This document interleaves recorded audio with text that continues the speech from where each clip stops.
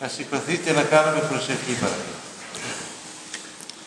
Εις το όνομα του Πατρός και του Υιού και του Αγίου Πνεύματος. Αμήν.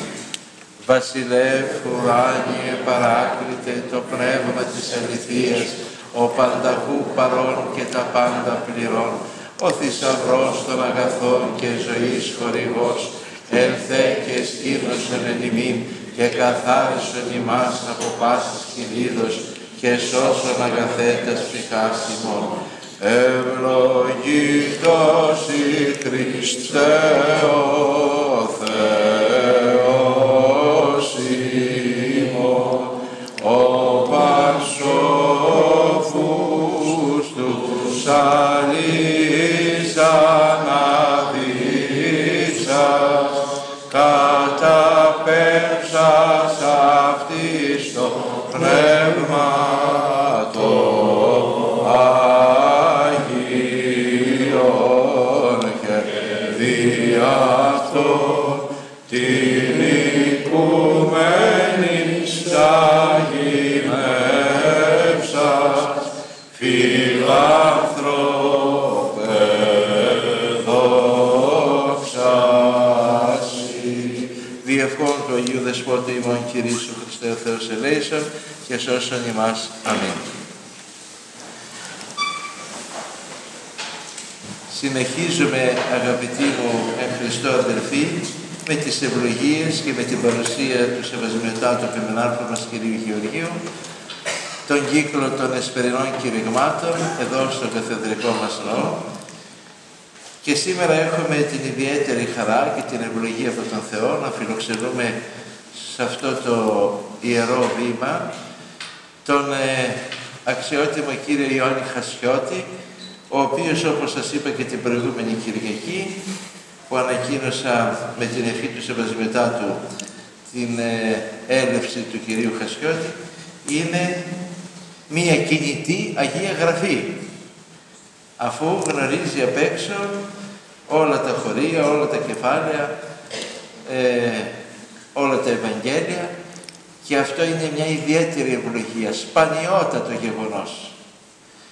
Και όπως είπα και προχθές, αναρωτιέμαι εν ώρα κρίσεως τι απολογία θα δώσουμε και εμείς στον Θεό, διότι αμελούμε τις περισσότερες φορές να διαβάζουμε και να μελετούμε τον Λόγο του Θεού. Σε αντίθεση με τον Κύριο Ιωάννη, ο οποίος γνωρίζει τον Λόγο του Θεού και όχι μόνο τον γνωρίζει, αλλά είναι και σε θέση να μας διδάξει και να μας ωφελήσει πνευματικά. Τον ευχαριστούμε και εκ μέρους του Σεβασμιωτάτου για την εδώ παρουσία του. Είναι ένα δώρο του Θεού στην ταλαιπωρημένη εποχή μας και μια μαρτυρία πίστεως. Σας καλωσορίζουμε, κύριε Ιωάννη. Σας ευχαριστώ, Πάτερ, και εγώ. Και έχετε τον λόγο. Ναι. Σεβασμιότατοι, σεβαστοί πατέρες, αγαπητοί αδελφοί. Σας ευχαριστώ, σεβασμιότατε, ότι με καλέσατε και μου κάνατε αυτή την τιμή να πω λίγα λόγια στο ποιμνιό σας. Μου είχατε υποσχεθεί όταν ήσασταν στην Εκκλησιαστική Ακαδημία, όταν θα σας καλέσω μια φορά στη Κατερίνη. Και ήρθε η ώρα που εκπληρώθηκε αυτή η υπόσχεση και σας ευχαριστώ πάρα πολύ. Σε 2 εβδομάδες η Εκκλησία μας θα γιορτάσει τη γέννηση του Κυρίου μας Ιησού Χριστού από την Παρθένον Μαρία. Δια τούτο το θέμα που θα μελετήσουμε είναι προφητείες της Παλιάς Διαθήκης που προφητεύουν οι προφήτες γύρω από τη γέννηση του Κυρίου μας Ιησού Χριστού. Προτού όμως αναφέρω αυτές τις προφητείες, ήθελα να τονίσω τους εξής λόγους. Ότι σε καμιά θρησκεία, σε καμιά φιλοσοφία, σε κανένα κοινωνικό σύστημα δεν υπάρχει έστω και μια προφητεία για κάποιο πρόσωπο που πρόκειται να γεννηθεί. Παραδείγματος χάρη, οι Βουδιστές δεν μπορούν να μας δείξουν έστω μια προφητεία για τον Βούδα. Ομοίως και οι Μουσουλμάνοι και αυτοί δεν μπορούν να μας δείξουν έστω μια προφητεία για τον Μωάμεθ. Ο Χριστός όμως έχει προϊστορία και η προϊστορία του Χριστού είναι η Παλιά Διαθήκη. Η Παλιά Διαθήκη είναι το βιβλίο του νόμου και της προφητείας και η Καινή Διαθήκη είναι το βιβλίο της χάριτος και της εκπληρώσεως. Η Παλιά Διαθήκη έχει προφητείες για τη γέννηση του Χριστού, έχει προφητείες για τη διδασκαλία του Χριστού, έχει προφητείες για τα θάματα του Χριστού, έχει προφητείες για τα πάθη και σταυρικό θάνατο του Χριστού και τέλος έχει προφητείες για την Ανάσταση του Χριστού. Μόνο ένας Θεός μπορούσε να προείπει αιώνια πράγματα πριν αυτά συμβούν. Δε τούτο,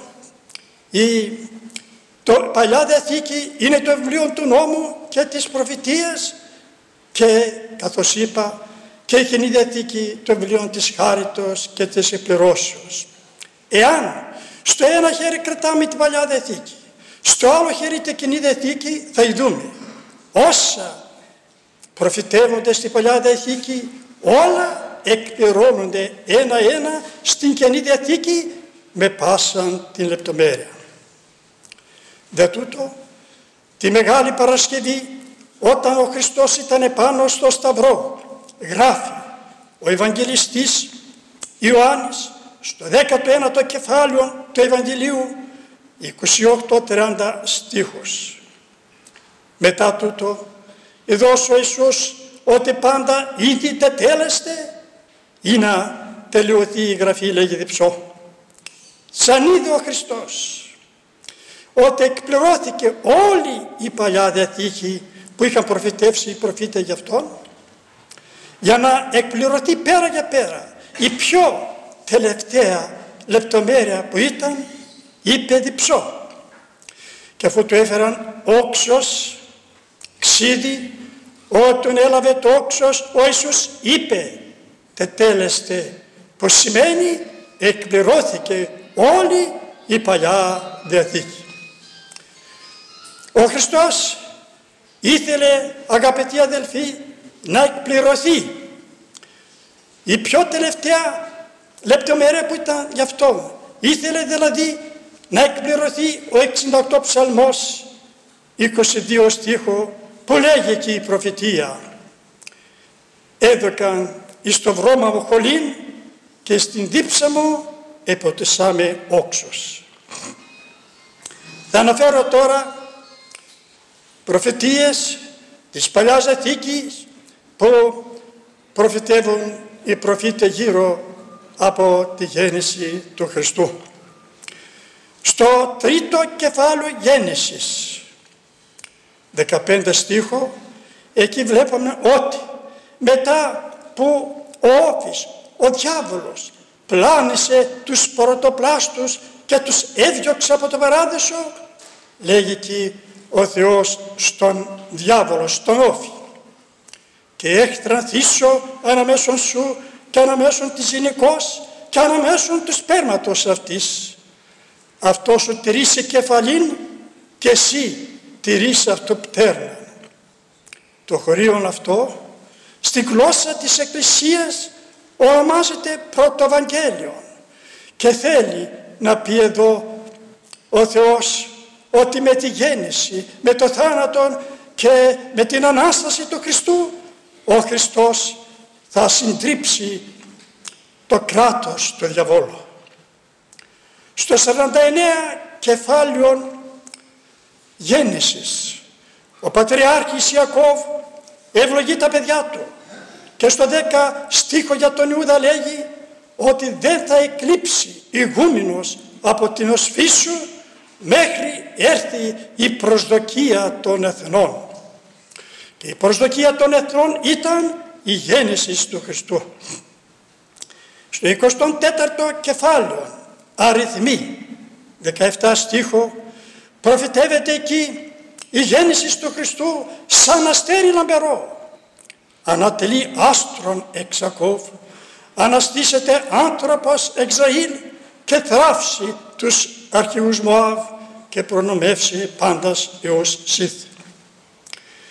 Ένας μαθητής του προφήτου Ιερεμίου, ο Βαρούχ, στο 3ο κεφάλαιο 38 στίχο προφητεύει εκεί ότι ο Θεός εφανερώθηκε επί της γης και κάνει συναστροφή με τους ανθρώπους. Όφθη ο Θεός επί της γης και της ανθρώπης συνανεστράφη. Στο 2ο ψαλμό 7 στίχο εκεί ο ίδιος ο Χριστός προλέγει την υπερσυγγέννηση από τον Θεόν Πατέρα. Διαγγέλων το πρόσταγμα Κυρίου. Κύριος είπε προς με, Υιός μου εσύ, εγώ σήμερον γεγενεκάσαι. Στο 71 ψαλμό 10 στίχο προφητεύονται εκεί τα δώρα που προσφέρουν οι μάγοι στον νεογέννητο βασιλιά Χριστό. Βασιλείς και άρχοντες θα έρθουν από Ανατολών να προσφέρουν δώρα σε σένα τον νεογέννητο βασιλιά Χριστό. Ο προφήτης Ισαΐας στο 7ο κεφάλαιο 14 στίχο προφητεύει την υπερφυσική γέννηση του Κυρίου μας Ιησού Χριστού από την Παρθένον Μαρία. Ιδού η Παρθένος ενεγαστρεί 6 και 6 αιών και καλέσει το όνομα αυτού Εμμανουήλ, ο εστί με θερμινευόμενον ο Χριστός, ο Θεός. Και αυτή την προφετεία του Ισαΐου την γράφει ο Ευαγγελιστής Μαθαίος στο 1ο κεφάλαιο στίχη 22-23. Μετά που ο Ιωσήφ έμαθε την εγκαιμοσύνη της Μαριάμ, σκέφτηκε να την αφήσει κρυφά. Άγγελος του Θεού παρουσιάστηκε στον ύπνο και του είπε, Ιωσήφ, απόγονε του Δαβίδ, μη φοβηθείς να λάβεις Μαριάμ την νηστή σου στο σπίτι σου, ότι αυτό που γεννήθηκε μέσα της είναι από την υπερφυσική δύναμη του Αγίου Πνεύματος. Θα γεννήσει Υιόν και εσύ που από το λαό σου θα ονομαστείς πατέρας του παιδίου, θα ονομάσεις το όνομα του Ιησούν, που στα ελληνικά σημαίνει σωτήρας, διότι αυτός θα σώσει το λαό του από τας αμαρτίας. Και αφού του είπε αυτά ο άγγελος, αμέσως του αναφέρει και την προφητεία του Ισαΐου και το λέγει, τότε δε όλο γέγονε ή να πληρωθεί το ερθέν υπό του Κυρίου δια του προφήτου λέγοντος, ιδού η Παρθένος εν γαστρή 6 και 6 αιών και καλέσου το όνομα αυτού Εμμανουήλ, ο εστί με θερμινευόμενον με θυμόν ο Θεός. Ο προφήτης Μιχαίας στο 5ο κεφάλαιο 1ο στίχο προφητεύει ότι ο Χριστός θα γεννηθεί από την Βιθλεέμ την πόλη. Και εσύ Βιθλεέμ, γη Ιούδα, ουδαμός ελαχίστη, η εν της ηγημόσιν Ιούδα εξούγαρ εξελεύστε ηγούμενος, ώστις ποιμανεί το λαό μου τον Ισραήλ. Και αυτή την προφητεία του προφήτου Μιχαίου πάλι τη γράφει ο Ευαγγελιστής Μαθαίος στο 2ο κεφάλαιο του Ευαγγελίου στίχη 2-6. Μετά που οι μάγοι πήγαν στα Ιερουσάλημα, είπαν, πού εστίν ο τεχθής βασιλεύς των Ιουδαίων, είδαμε γαρ αυτού τον αστέρα εν τη Ανατολή και ήρθαμε προσκυνήσε αυτό. Ακούσας δε Ηρώδης ο βασιλεύς εταράχτη και πάσα Ιεροσόλυμα μετά αυτού και συναγαγών πάντας τους αρχιερείς και γραμματείς του λαού επιθάνετο παρά αυτόν που ο Χριστός γεννάται. Ιδε είπον αυτό εν Βηθλεέμ της Ιουδαίας ούτω γαργέγραπτε δια του προφήτου και εσύ Βηθλεέμ Ιούδα ουδαμός ελαχίστη η εν της ηγημόσιν Ιούδα εξούγαρ εξελεύσετε ηγούμενος ως της ποιμανή το λαό μου τον Ισραήλ. Ο προφήτης Οσιέ στο 11ο κεφάλαιο πρώτο στίχο προφητεύει την φυγή του Χριστού στην Αίγυπτο και ότι από την Αίγυπτο ο Θεός εκάλυσε το ρεόν του. Εξ Αιγύπτου εκάλυσα το ρεό μου. Και αυτήν την προφητεία την γράφει πάλι ο Ευαγγελιστής Μαθαίος στο 2ο κεφάλαιο 15 στίχο. Μετά που ο Χριστός πήγε στην Αίγυπτο, λέγει ο Ευαγγελιστής, και είναι εκεί έως της τελευταίας Ηρώδου ή να πληρωθεί το ορθέν υπό το Κυρίου δε του προφήτου λέγοντος εξ Αιγύπτου εκάλυσα τον ιό μου. Τέλος, ο προφήτης Ιερεμίας στο 38ο κεφάλαιο 15 στίχο προφητεύει εκεί την σφαγή που έκανε ο Ηρώδης στα μικρά παιδιά από 2 χρόνια και κάτω στην Βηθλεέμ και στα περιχωρά της. Φωνή εν ραμαϊκούστη, θρήνος και κλαθμός και ο δρυμός πολλής. Ραχήλ, κλαίωσα τα τέκνα αυτής και ούκ ήθελε παρακληθήνε ότι ουκ εσύν. Και αυτήν την προφητεία πάλι την γράφει ο Ευαγγελιστής Μαθαίος στο 2ο κεφάλαιο του Ευαγγελίου του στίχοι 16-18. Τότε Ηρώδης ειδών όταν ενεπέχθη υπό το μάγον έθιμώτη Λία και αποστήλας ανήλε πάντας τους πέδας τους εν Βηθλεέμ και πάση της ορίης αυτής από δεητούς και κατωτέρω κατά το χρόνο ονικρύβωσε παρά το μάγον. Τότε πληρώθη το ερηθέν υπό ερημίου του προφήτου λέγοντος φωνή εν ραμαϊκούστη, θρήνος και κλαθμός και ο δρυμός πολλής. Ραχήλ, κλαίωσα τα τέκνα αυτής και ούκ ήθελε παρακληθήνε ότι ουκ εσύν. Όλες αυτές οι προφητείες που ανέφερα σεβασμιότατε, σεβαστοί πατέρες, αγαπητοί αδερφοί, είχαν προφητεύσει πολλούς αιώνας π.Χ. οι προφήτε ότι θα έρθει ο Υιός του Θεού εδώ στη γη. Αλλά ποια ήταν όμως η αιτία που ο Χριστός από ο Θεός έγινε άνθρωπος, γιατί γεννήθηκε σαν άνθρωπος και ήρθε εδώ στη γη? Ποια ήταν η αιτία? Μας το εξηγεί ο Απόστολος Παύλος στην πρώτη Τιμόθεον επιστολή του, πρώτο κεφάλαιο 15 στίχο. Λέγει και ο Παύλος, πιστός ο λόγος και πάσης αποδοχής άξιος, ότι Χριστός Ιησούς ήρθε εις τον κόσμο σώσε αμαρτωλούς. Είναι αξιόπιστα αυτά τα λόγια που σας γράφω, λέγει ο Παύλος, ότι ο Ιησούς Χριστός ήρθε στον κόσμο να σώσει τους αμαρτωλούς. Αλλά και ο ίδιος ο Χριστός στο 3ο κεφάλαιο κατά Ιωάννη Ευαγγέλιο 16 στίχο, εκεί που μιλάει με το Αβίνο Νικόδημο ανάμεσα στα είπε και τους εξής λόγους. Ούτω γαρεγάπεσον ο Θεός των κόσμων ώστε τον αιώνα αυτού το μονογενή έδωκεν ή να πάσω πιστεύουν σε αυτόν μη απόλυτε αλλά έχει ζωή αιώνου. Τόσο πολύ αγάπησε ο Θεός τον κόσμο ώστε τον αιών του, τον μονογενή, τον απέστειλε εδώ στη γη και το δίκασε σε σταυρικό θάνατον, ώστε όποιος θα πιστεύσει σε αυτόν και θα τηρήσει τα σύντολάς του να μην χαθεί αλλά να έχει ζωή αιώνου. Να, αγαπητοί αδερφοί, γιατί γεννήθηκε ο Χριστός. Ήρθε στον κόσμο να σώσει τους αμαρτωλούς.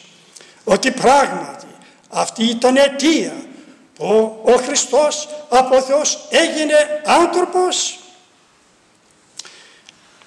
Εάν θα διαβάσουμε προσεκτικά τα 4 Ευαγγέλια που μας εξιστορούν την ζωή του Κυρίου μας Ιησού Χριστού, θα δούμε ότι ο Χριστός και με παραβολές και με συναστροφές προσπαθεί με κάθε τρόπο να πλησιάσει όλους τους αμαρτωλούς, να τους επιστρέψει κοντά του για να σωθούν.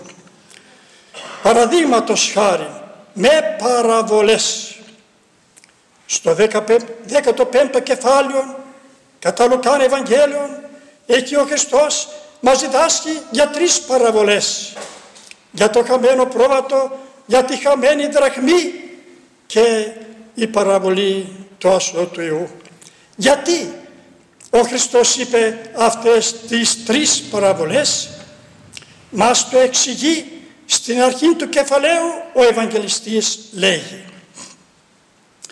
«Ήσαν δε εγγίζονται σε αυτό πάντες οι τελώνε και οι αμαρτωλοί ακούειν αυτού. Και διεγώζουν οι Φαρισαίοι και οι γραμματείς λέγοντες ότι ούτως αμαρτωλούς προσδέχεται και συναισθεί αυτής». Επλησίαζαν τον Χριστό, λέγει ο Ευαγγελιστής, όλοι οι τελώνε και οι αμαρτωλοί, και ο Χριστός τους δεχότανε και έτρωγε και έπαινε μαζί τους.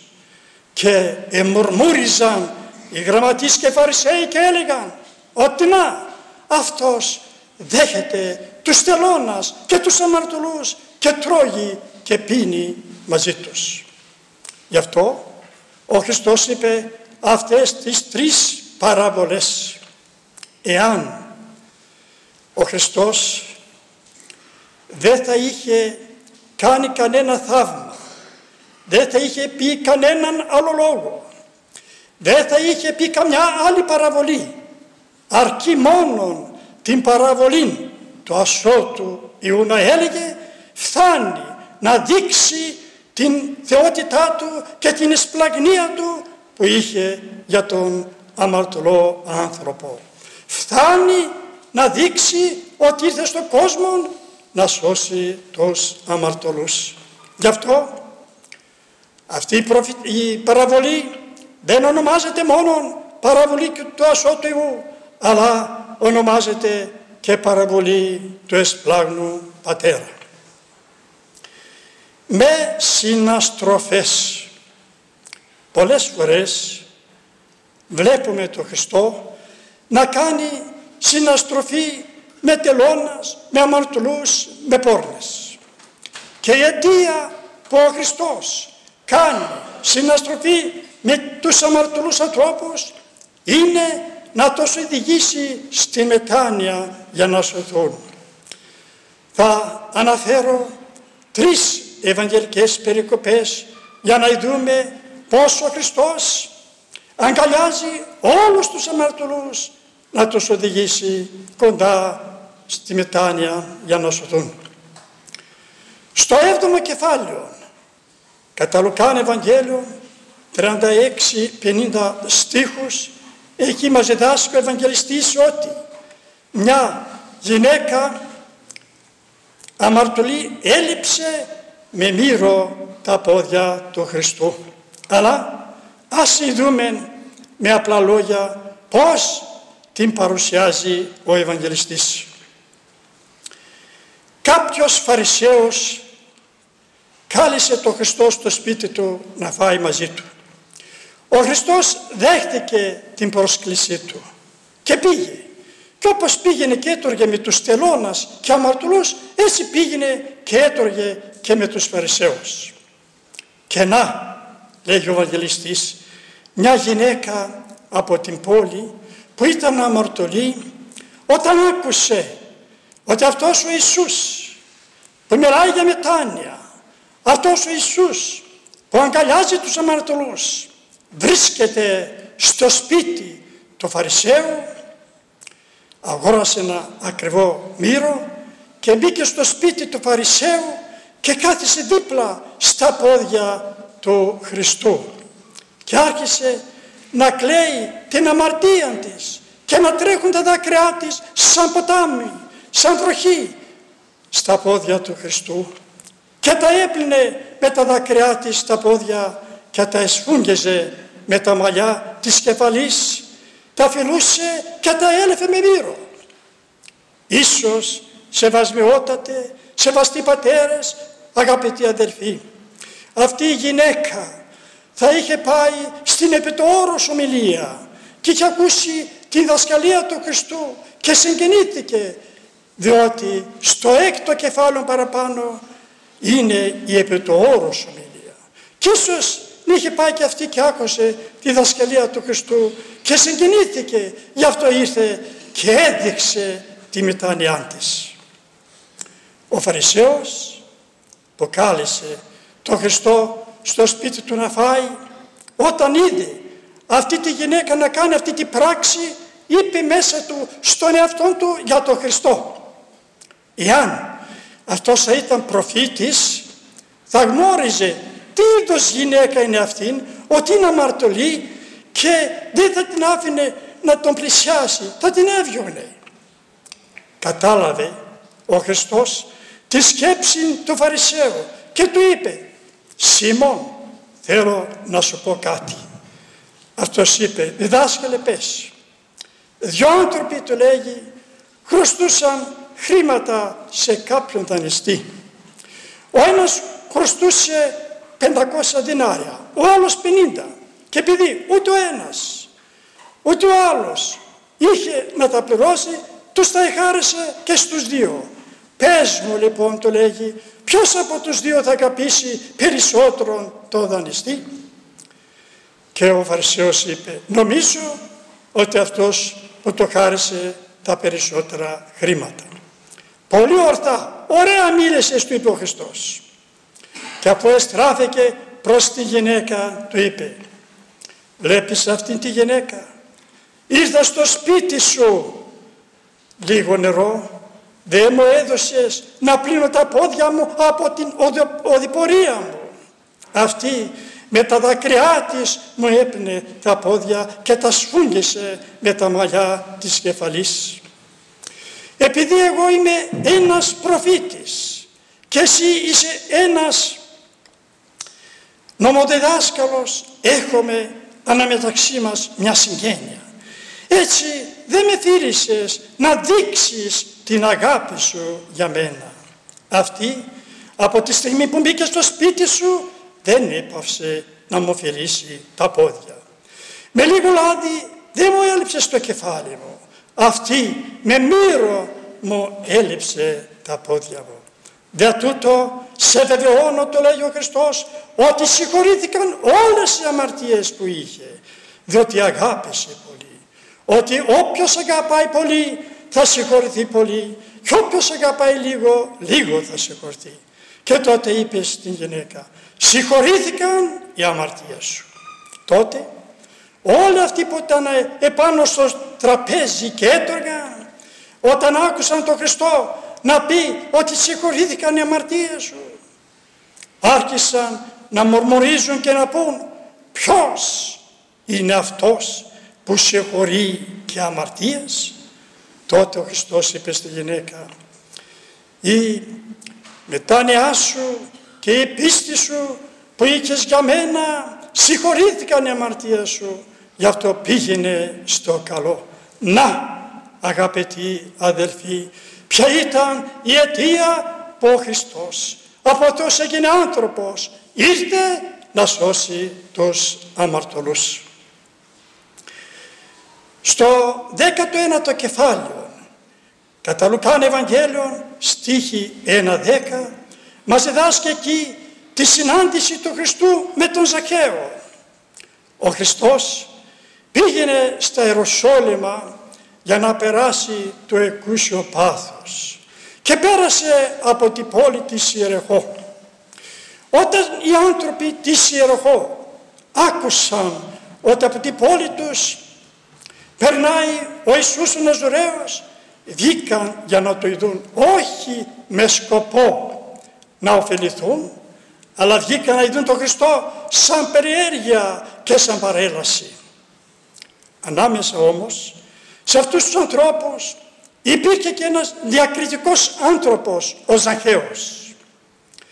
Ο Ζαχαίος δεν βγήκε να δει τον Χριστό σαν περιέργεια και σαν παρέλαση, αλλά ήθελε να τον φιλοξενήσει στο σπίτι του και να μιλήσει για τα προβλήματά του. Αλλά πώς όμως ο Ζαχαίος να δει τον Χριστό ότι ήταν μικρός, κοντός στο ανάστημα? Κατάλαβε όμως από ποιο δρόμο θα περάσει και τρέχει σαν μικρό παιδί, ανέβηκε πάνω σε ένα δέντρο, ότι κάτω από το δέντρο αυτό θα περνούσε ο Χριστός. Όταν έφτασε ο Χριστός κάτω από το δέντρο, είδε τον Ζαχαίο επάνω στο δέντρο και κατάλαβε ότι ήθελε να τον φιλοξενήσει στο σπίτι του και να μιλήσει για τα προβλήματά του. Γι' αυτό του φωνάζει με το όνομά του και του λέγει «Ζαχαίε, σπεύσας κατάβετη, σήμερον γάρ εν το οίκο σου δι' μήνε». Ζαχαίε, του λέγει, γρήγορα κατέβα από το δέντρο, σήμερα θα έρθω στο σπίτι σου να με φιλοξενήσεις και να μιλήσω για τα προβλήματά σου. Και αμέσως ο Ζαχαίος κατέβηκε από το δέντρο και φιλοξένησε τον Χριστό στο σπίτι του. Όταν τα πλήθη του λαού είδαν ότι ο Χριστός πήγε να ξεκουραστεί και να φάγει στο σπίτι ενός μεγάλου αμαρτωλού του Ζαχαίου, άρχισαν να κατηγορήσουν και τον Χριστό και τον Ζαχαίο. Κατάλαβε ο Ζαχαίος ότι το κατηγορούσαν και στάθηκε ενώπιον του Χριστού και του είπε «Κύριε, με κατηγορούν ότι είμαι τέτοιος, ναι, το παραδέχομαι, είμαι. Ιδού, καταθέτω αυτή τη στιγμή ενώπιον σου ότι τη μισή περιουσία μου θα τη δώσω ελεημοσύνη στους φτωχούς. Και αν κανέναν άνθρωπο τον εφορολόγιασα παρανόμος και αδίκος, θα του τα επιστρέψω 4 φορές.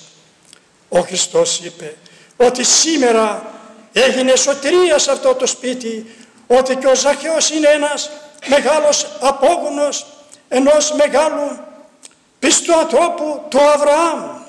Και εγώ, ο Υιός του Θεού, από Θεός έγινε άνθρωπος, ήρθα στον κόσμο να σώσω τους αμαρτωλούς.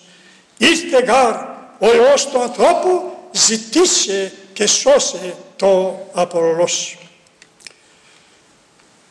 Ο Χριστός, σεβασμιότατε, σεβαστοί πατέρες, αγαπητοί αδελφοί, δεν πήγε παραδείγματος χάρη να ξεκουραστεί και να φάγει στο σπίτι του υπουργού, ούτε πήγε στο σπίτι του βουλευτού, ούτε πήγε στο σπίτι του νομάρχου, ούτε πήγε στο σπίτι του δημάρχου, αλλά πήγε στο σπίτι ενός μεγάλου αμαρτωλού, των Ζαχαίων, για να τον επιστρέψει στη μετάνοια.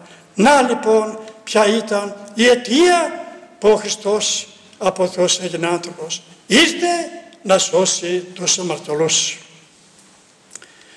Στο 1ο κεφάλαιο κατά Ματθαίον Ευαγγέλιον 9-13 στίχους μας διδάσκει εκεί ότι ο Χριστός κάλεσε τον Ματθαίον από το τελώνον και τον έκανε μαθητή. Ο Ματθαίος από τη χαρά του ότι έγινε μαθητής του Χριστού έκανε ένα τραπέζι και κάλεσε τον Χριστό και τους μαθητάς να φάνε μαζί του. Κάλεσε και μερικούς τελώνας και αμαρτωλούς. Ήταν και μερικοί Φαρισαίοι. Όταν οι Φαρισαίοι είδαν τον Χριστό να τρώγει και να πίνει με τους τελώνας και αμαρτωλούς, έλεγαν στους μαθητάς του, διότι μετά των τελωνών και αμαρτωλών εστί ο διδάσκαλος ημών. Γιατί ο διδάσκαλός σας τρώγει και πίνει με τους τελώνας και αμαρτωλούς. Ο δε Ιησούς ακούσας είπεν αυτής, ουχρίαν έχωσιν οι ισχύοντες ιατρού, αλλά οι κακώς έχοντες. Πορευθέντες δε μάθετε τι εστίν έλο θέλω και ου θυσίαν, ου γαρίθων καλέσε δικαίους, αλλά αμαρτωλούς εις μετάνοια. Όταν τους άκουσε ο Χριστός, ότι τον κατηγορούσαν, τους είπε, δεν έχουν ανάγκη από γιατρό οι υγιείς άνθρωποι, αλλά οι ασθενείς. Πηγαίνετε, τους λέγει, να διαβάσετε στον προφήτη Οσιέ, που λέγει, αγάπη θέλω και όχι θυσία. Έτσι κι εγώ ήρθα στον κόσμο, όχι για τους δικαίους, αλλά για τους αμαρτωλούς. Να, ποια ήταν η αιτία που ο Χριστός από Θεός έγινε άνθρωπος, ήρθε να σώσει τους αμαρτωλούς. Και αν ο Χριστός από Θεός έγινε τόσο πολύ ταπεινός, υπήκος μέχρι θανάτου δε σταυρού, όπως λέγει και ο Απόστολος Παύλος, τότε και εμείς πρέπει να δεχόμαστε την πρόσκληση του Χριστού και να μετανοήσουμε, να ζήσουμε σύμφωνα με το Ευαγγέλιο του Χριστού. Αλλά για να μετανοήσουμε ειλικρινά πρέπει να οργώσουμε τον εαυτό μας και να ξεριζώσουμε τα πάθη μας. Όπως επί παραδείγματος χάρη τα τρακτέρια οργώνουν τα χωράφια και ξεριζώνουν τα αγκάθια, έτσι η Αγία Γραφή έχει πολλά τρακτέρια που είναι σε θέση να μας οργώσουν και να μας ξεριζώσουν τα πάθη μας. Και από τα πολλά τρακτέρια που έχει η Αγία Γραφή θα αναφέρω ένα τρακτέρι του Αποστόλου Παύλου που γράφει στο 3ο κεφάλαιο Κολοσσαείς επιστολή στίχη 4-11. Αυτήν την περικοπή θα την ακούσουμε στην ερχομένη Κυριακή 17 Δεκεμβρίου στο Αποστολικό Ανάγνωσμα. Λέγει και ο Απόστολος Παύλος ότι όταν ο Χριστός θα έρθει η ζωή ημών, τότε και εμείς είναι αυτό θα ανερθήσεστε εν δόξη. Όταν ο Χριστός που είναι η ζωή μας θα έρθει κατά τη Δευτέρα παρουσία, τότε και εμείς όλοι πιστοί να είμαστε έτοιμοι να συναντήσουμε τον Χριστό και να ζήσουμε μαζί με τον Χριστό, αλλά να είμαστε ένδοξοι και αισθανοφανωμένοι, να οργώσουμε τον εαυτό μας και να ξυριζώσουμε τα πάθη μας. Γι' αυτό στη συνέχεια ο Απόστολος Παύλος γράφει όλα τα αγκάθια που φωλιάζουν μέσα στον εαυτό μας και λέγει «Νεκρώσατε ουν τα μέλη μόντα επί της γης, πορνείαν, ακατασίαν, πάθος, επιθυμίαν κακήν και την πλεονεξίαν, ήθισε στην ειδωλατρία, διαέρχεται η οργή του Θεού επί τους ιούς της απειθίας. Ενείς και εμείς περιπατήσατε ποτέ ότε ζείτε εν αυτής. Νεν είδε απόθεστε και εμείς τα πάντα, οργήν, θυμών, κακίαν, βλασφημίαν, εσχολογίαν εκ του στόματος ημών». Όλα αυτά που λέγει εδώ ο Απόστολος Παύλος, πρέπει να οργώσουμε τον εαυτό μας και να ξεριζώσουμε τα πάθη μας για να γιορτάσουμε πραγματικά Χριστούγεννα, να ζήσουμε σύμφωνα με το Ευαγγέλιο του Χριστού. Ίσως όμως να πει κανείς ή καμιά, μα εγώ δεν έκανα κανένα κακό, καμιά αμαρτία, γιατί να μετανοήσω, ούτε σκότωσα, ούτε έκλεψα, ούτε ατίμασα, γιατί να μετανοήσω? Ναι, αλλά σύμφωνα όμως με την Αγία Γραφή όλοι οι άνθρωποι είμαστε ένοχοι και αμαρτωλοί. Στο 14ο κεφάλαιο του Ιώβ 4-5 στίχους λέγει εκεί «Τις γάρ καθαρός θέστε απορρίπω». Ποιος μπορεί να δείχνει και να πει για τον εαυτόν του ότι είναι αναμάρτητος? Ποιος μπορεί να πει ότι δεν έχω κάνει καμιά αμαρτία? Έστω και μια μέρα να ζήσει ο άνθρωπος επί της γης είναι αμαρτωλός. Στο δεύτερο βιβλίο των Παραλυπωμένων, 6ο κεφάλαιο, 36 στίχο λέγει: «Ο καίστη άνθρωπος όσου αμαρτήσατε». Δεν υπάρχει άνθρωπος που πέρασε εδώ στη γη που δεν έχει κάνει αμαρτίες. Ο Απόστολος Παύλος προς Ρωμαίους επιστολή, 3ο κεφάλαιο, 23 στίχο γράφει: «Πάντες γαρήμαρτον και υστερούνται τις δόξες του Θεού». Όλοι οι άνθρωποι έχουν αμαρτήσει και όλοι έχουν ανάγκη από τη μετάνοια. Ο Ευαγγελιστής Ιωάννης στην πρώτη του επιστολή, 1ο κεφάλαιο, 8-10 στίχους γράφει: «Εάν είπομεν ότι αμαρτίαν ουκ έχομεν, ή αυτούς πλανόμεν, και αλήθεια ουκ έστιν εν εμήν. Εάν ομολογόμεν τας αμαρτίας ημών, πιστός εστι και δίκαιος να αφήσει μην τας αμαρτίας και καθαρίσει μας από πάσης αδικίας. Εάν είπομεν ότι ούχ αμαρτήκαμεν, ψεύτην ποιούμεν αυτόν, και ο λόγος αυτού ουκ έστιν εν εμήν». Επομένως, όλοι οι άνθρωποι είμαστε ένοχοι και αμαρτωλοί. Εάν θα διαβάσουμε προσεκτικά την Αγία Γραφή, Παλιά και Καινή Διαθήκη, και την ιστορία της Εκκλησίας μας, θα δούμε ότι όλοι οι Πατριάρχοι, οι Προφήτες, οι Απόστολοι, οι Άγιοι, οι Πατέρες της Εκκλησίας, όσο πιο κοντά πλησίαζαν το Θεό, τόσο περισσότερο έβλεπαν τον εαυτόν τους ότι είναι ένοχοι και αμαρτωλοί. Δε τούτο όλοι μαζί με τον προφήτη και βασιλιά Δαβίδ ομολογούσαν και έλεγαν: «Εν ανομίες συνελήφθην και εν αμαρτίες εκείσαι με μήτηρ μου». Και όλοι μαζί με τον προφήτη Ισαΐα ομολογούσαν και έλεγαν ότι άνθρωπος αμαρτωλός είμαι, Κύριε, και χείλη ακάθαρτα έχω. Και όλοι μαζί με τον Ευαγγελιστή Μαθαίο ομολογούσαν και έλεγαν ότι είναι τελώνης και αμαρτωλός. Και όλοι μαζί με τον Απόστολο Πέτρο ομολογούσαν και έλεγαν ότι ανήρ αμαρτωλός είμαι, Κύριε.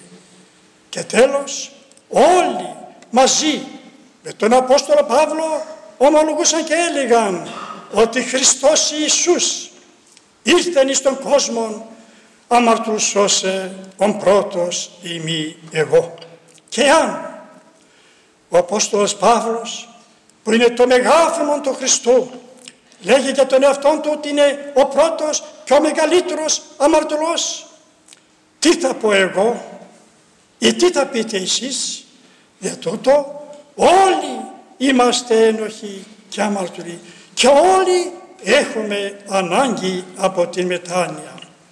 Για τούτο, για να γιορτάσουμε πραγματικά Χριστούγεννα, πρέπει να οργώσουμε τον εαυτό μας και να ξεριζώσουμε τα πάθη μας.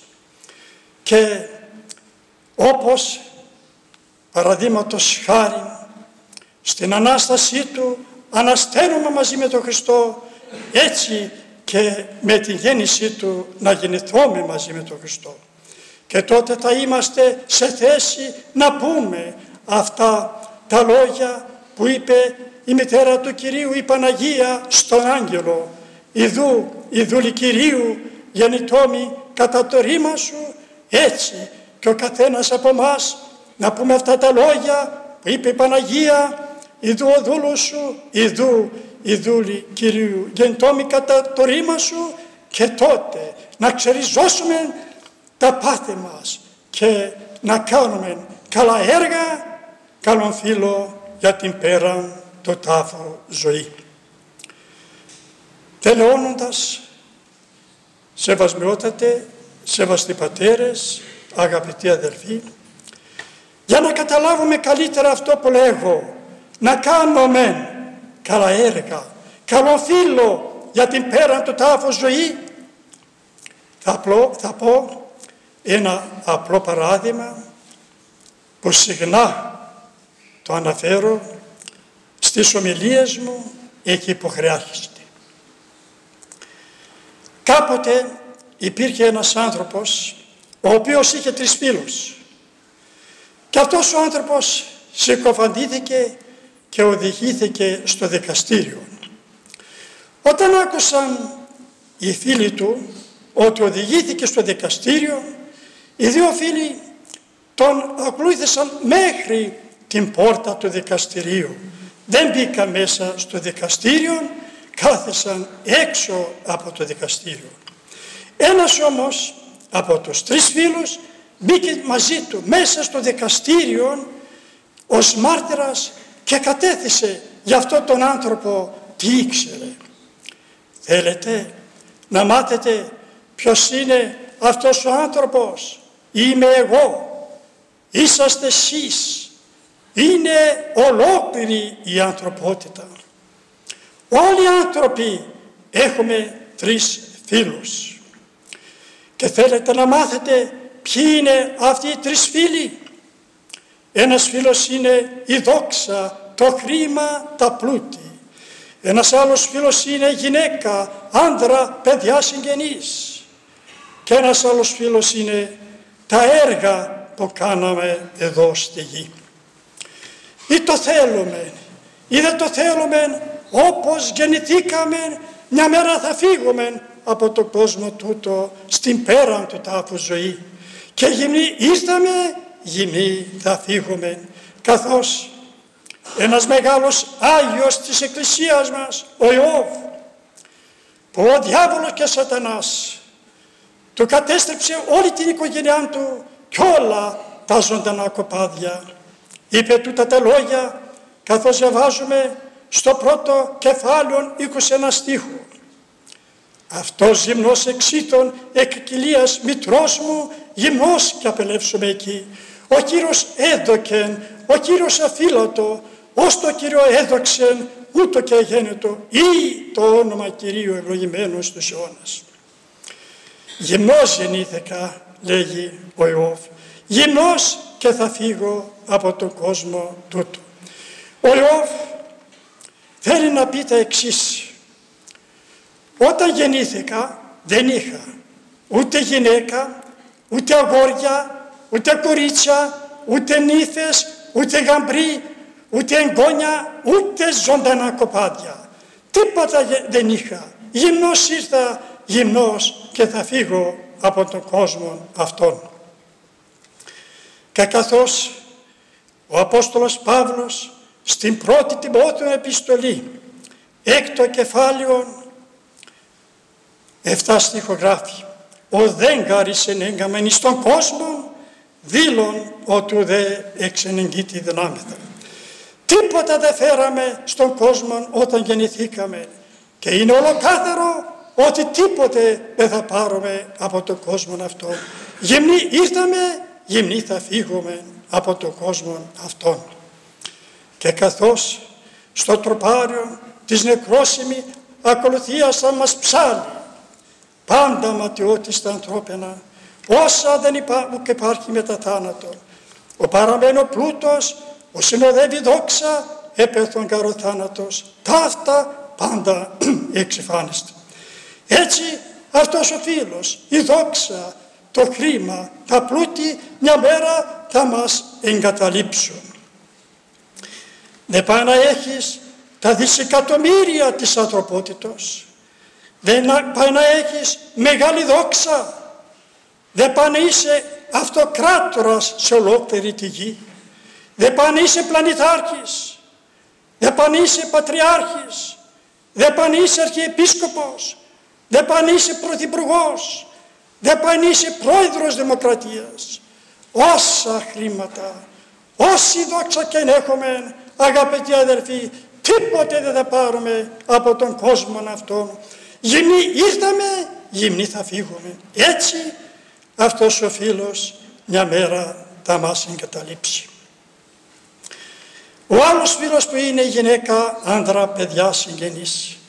Και αυτός ο φίλος μια μέρα θα μας εγκαταλείψει. Όταν θα έρθει αυτή η ώρα να φύγουμε από τον κόσμο τούτο, στην πέρα του τάφου ζωή, θα μας οδηγήσουν από το σπίτι μας μέχρι το νεκροταφείο. Και όταν το φιάρι του νεκροθάφτη θα μας σκεπάσει με το χώμα, θα γυρίσουν σπίτι τους και θα μείνουμε μόνοι μας στο τάφο. Και αυτός ο φίλος μια μέρα θα μας εγκαταλείψει. Αυτοί ήταν οι πρώτοι δύο φίλοι που ακολούθησαν αυτόν τον άνθρωπο μέχρι την πόρτα του δικαστηρίου, δηλαδή στο νεκροταφείο.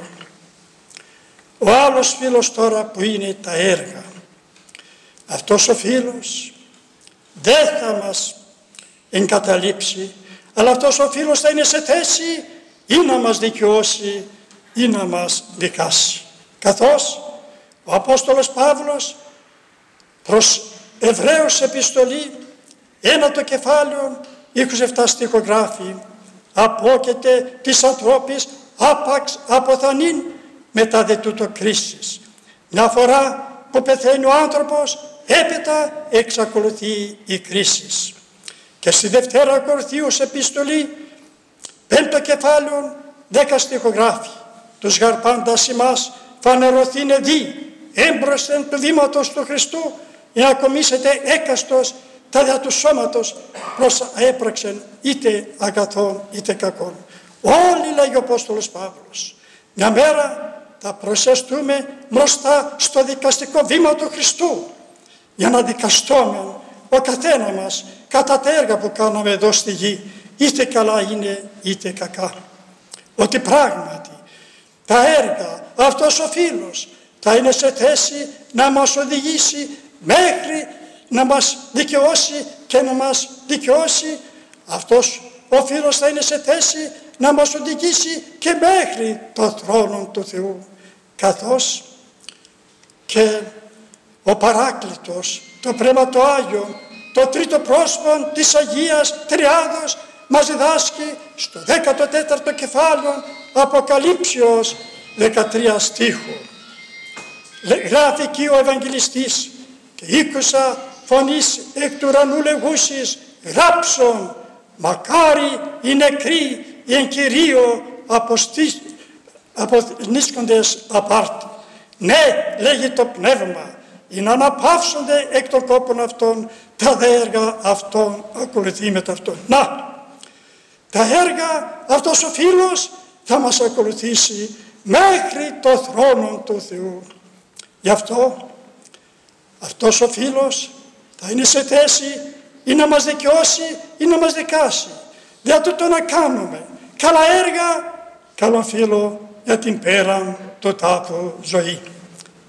Τέλος, για να θα καταλάβουμε όλα αυτά που είπαμε, πρέπει να γνωρίσουμε 3 πράγματα. Πρώτον, να πιστέψουμε ότι η Αγία Γραφή είναι ο Λόγος του Θεού, ότι οι προφήτες, οι Απόστολοι, οι συγγραφείς της βίβλου δεν έγραψαν δικά τους λόγια, αλλά το Πνεύμα το Άγιο τους φώτισε και έγραψαν την Αγία Γραφή που είναι ο Λόγος του Θεού.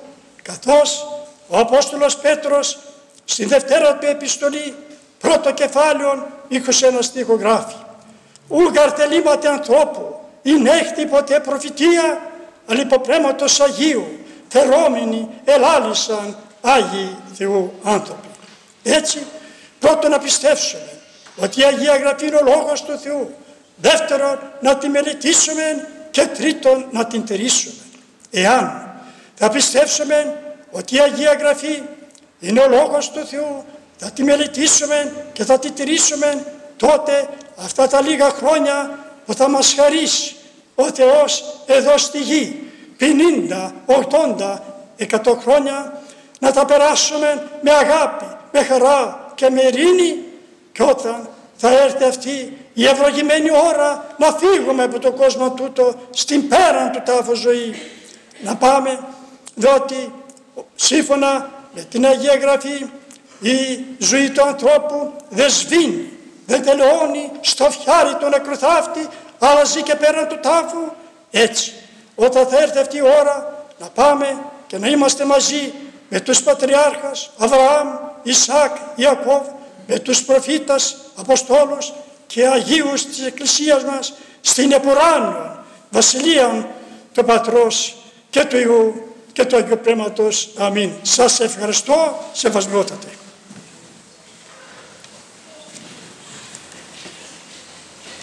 Εμείς ευχαριστούμε κύριε Γιάννη. Πραγματικά, αδερφοί μου, όπως είπε και ο κ. Βαρνάβας, είναι μια κινητή φιλοθήκη, όπως είδατε, ο σημερινός προσκεκλημένος μας. Μπορεί με τα μάτια του σώματος να μην βλέπει, αλλά βλέπει με τα μάτια της ψυχής. Και αυτό είναι πάρα πολύ σημαντικό. Μας κάνει εντύπωση, εγώ για δεύτερη φορά τον ακούω, ως πρόεδρος της Εκκλησιαστικής Ακαδημίας, τον είχαμε καλέσει και να μιλήσει στους φοιτητές και στους καθηγητές της Εκκλησιαστικής Σχολής και μας είχε κάνει τότε μεγάλη εντύπωση. Είχαμε πει τους φοιτητές να φέρουν όλη την Ιερή Διαθήκη και ρωτούσαν από κάτω. Πες, δεν έκανε έτσι τέτοια ομιλία, αλλά έλεγαν. Είπε δύο λόγια στην αρχή και μετά. Πέστε μας, Ευαγγέλιο Ματθαίου, 5ο κεφάλαιο, 18 στίχος. Και αμέσως το έλεγε. Μου είχε κάνει εντύπωση. Πέστε μας, προς Γαλάτας επιστολή του Αποστόλου Παύλου, 2ο κεφάλαιο, 8 στίχος. Το έλεγε. Πέστε μας, προς Τίτον επιστολή του Αποστόλου Παύλου, 15ο κεφάλαιο, 8 στίχος. Δεν υπάρχει 15 κεφάλαιο. Το δοκιμάστε τώρα στα τέτοια που κάνουμε. Δεν υπάρχουν τόσο πολλά κεφάλαια. Λοιπόν, ευχαριστούμε πολύ κύριε Γιάννη. Τι να πω. Έχουμε να είναι ευλογημένα τα Χριστούγεννα. Ευχαριστούμε για τον κόπο που κάνατε. Έχω χρόνια να σας συναντήσω, αλλά έχετε τον ίδιο ζήλο και την ίδια συγκρότηση πνευματική. Πραγματικά είστε ένα φαινόμενο το οποίο σπάνια, όπως είπε ο πατήρ Πανάγας πριν, συναντά κανείς με την γνώση της Καινής Διαθήκης, της Παλαιάς Διαθήκης πρωτίστως, της Καινής Διαθήκης, αλλά και όλα τα έχετε έτσι μέσα στο μυαλό σας τόσο πολύ ταξινομένα. Είχαμε, αν δεν ξέραμε δηλαδή ότι δεν διαβάζετε, θα νομίζαμε ότι έχετε ένα γραπτό κείμενο μπροστά σας και διαβάζετε τη σειρά των σκέψεων όπως τα έχετε ταξινομημένα στο μυαλό σας και με τις παραπομπές τις οποίες λέγατε τα κεφάλαια, τους στίχους, όλα απ' έξω. Ευχαριστούμε πολύ. Καλά και ευλογημένα Χριστούγεννα ευχόμαστε. Ναι. Και εγώ σας ευχαριστώ, σεβασμιότατε. Να πούμε, αγαπητοί μου αδελφοί, ότι τον κύριο Ιωάννη τον σεμελεύει και η σύζυγός του, η κυρία Μαρία, και είναι πάντοτε πρόθυμη για αυτή τη διακονία. Και σε εκείνη πρέπει να πούμε συγχαρητήρια με σεβασμιότατε με την ευχή σας. Και τα έχει ακούσει και πολλές φορές. Σωστά, έχετε δίκιο.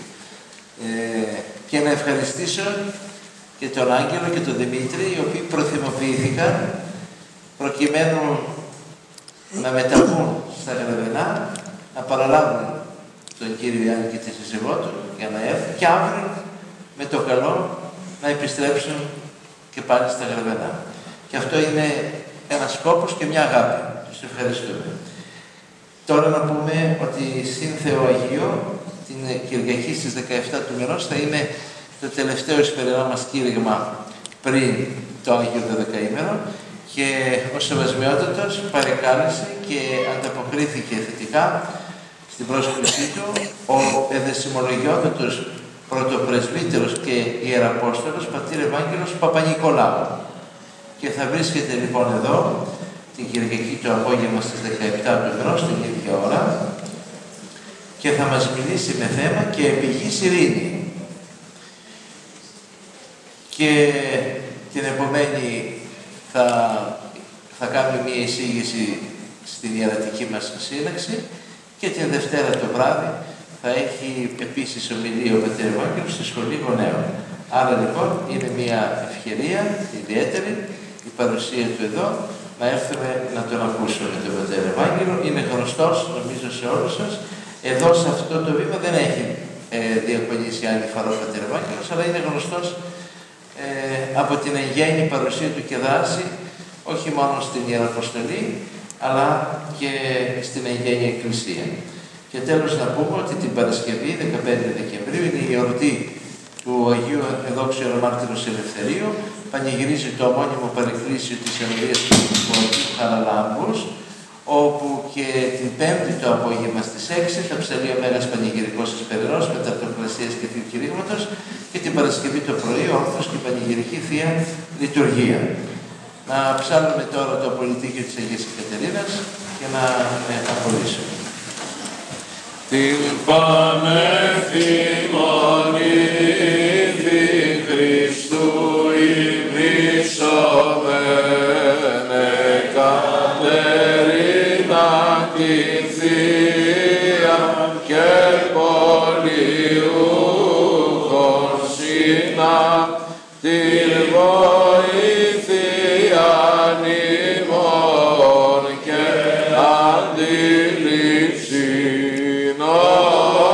ότι εφήμωσε λαμπρός τους κόψους των ασεβών του πνεύματος τη δύναμη και νήνος μάρτης τευθύσα αιτήτε πάση το Μέγα